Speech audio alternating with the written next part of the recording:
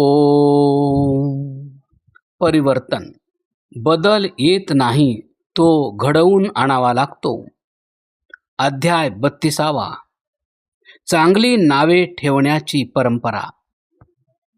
महर्षी दयानंदांच्या आगमनापूर्वी अमर्याद अंधविश्वास पसरलेले होते. तर्काशिवाय केल्या जाणाऱ्या कार्यांनाच अंधविश्वास म्हणतात. परिवारात बालक जन्मले, काही कारणाने रोगग्रस्त झाले, मरण पावले, असेच 2-3 वेळा घडले. तेव्हा कोणीतरी सल्ला दिला की याचे नाव कुडेमल किंवा कचरू ठेवून द्या. देव कचरा कशाला घेऊन जाईल? बस नाव ठेवले गेले कुडेमल किंवा कचरू. अशाच प्रकारे कोणी गेंडामल, दगडू, रुगडू, रसाडू वगैरे नावे ठेवली आणि निरर्थक नावे ठेवण्यात येऊ लागली. अशी अनेक उदाहरणे आहेत. ऋषी दयानंदांनी याचे मूळ कारण अशिक्षितपणा असल्याचे सांगितले आणि याकडे लक्ष दिले आणि हा विषय महत्त्वाचा समजून सुंदर अर्थ असलेली नावे ठेवण्यासाठी मार्गदर्शन केले.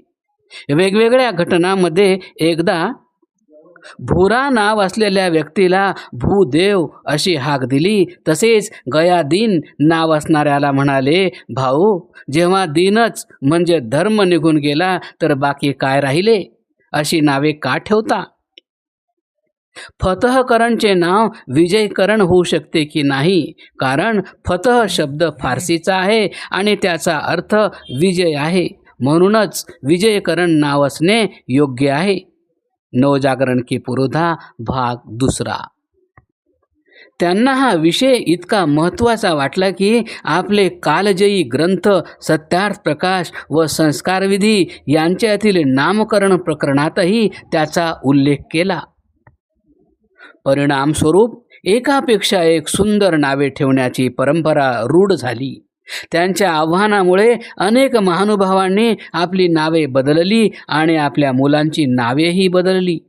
आज लोक आपल्या मुलांकरिता चांगल्या व सुंदर अर्थांची नावे शोधत आहेत. त्यांच्या अर्थांचा विचार करूनच मुलांचे नामकरण संस्कार आज होत आहेत. मग यास परिवर्तन क्रांती म्हणू नये तर काय म्हणावे?